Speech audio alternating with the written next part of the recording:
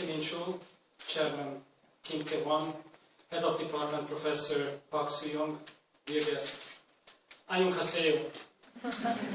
헝가리 수교 25 주년 기념 학술회의 오신 분들을 환영합니다.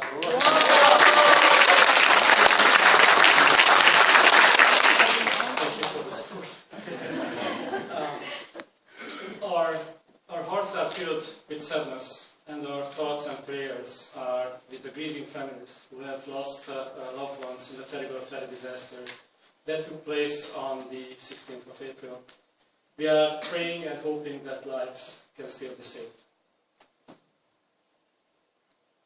It is a great honor for me to open this conference today, which commemorates the 25th anniversary of the establishment of full diplomatic relations between Hungary and the Republic of Korea.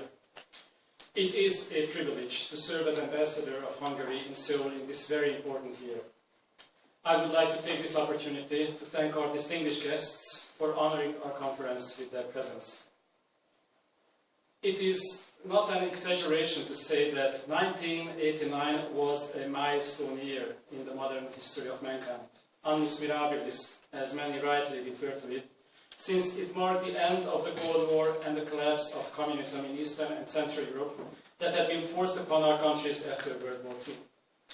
Hungary was the frontrunner in the changes based upon the pragmatic economic reforms that had been introduced after 1968, and the relative openness that was an important feature of what had come to be known as goulash communism. Rightly sensing the changes in the wind, Nordpolitik was the signature policy of the Republic of Korea in the late 1980s to reach out to the allies of the DPRK and ultimately to normalize relations with the so-called Eastern Bloc.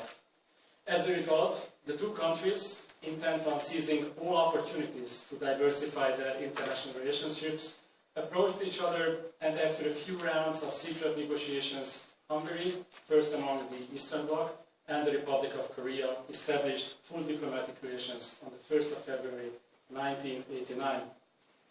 Since then, our cooperation has developed rapidly in each and every field. We have built up a modern and complex partnership based upon the values we share, especially on our unshakable belief in the power of democracy and market economy. Our relations are constantly evolving and reflect the latest challenges in the global scene.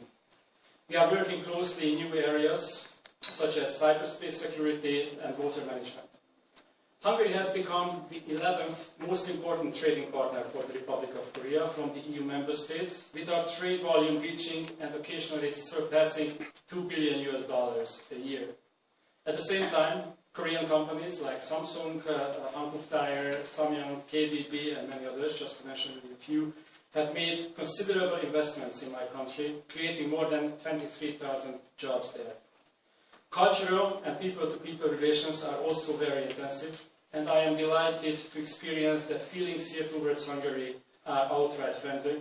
Quite a few Koreans are aware of Hungary's musical traditions and know about our Nobel Prize-winning scientists and many renowned Hungarian inventors.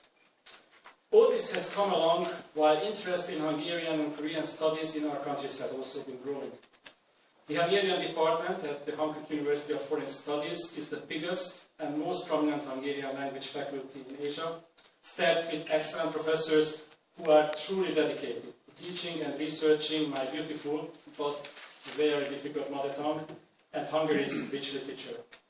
Although relatively new, the Korean department at Eötvös Loránd University, ELTE, is extremely successful, drawing dozens of Hungarian freshmen every year as being one of the most competitive departments of the university.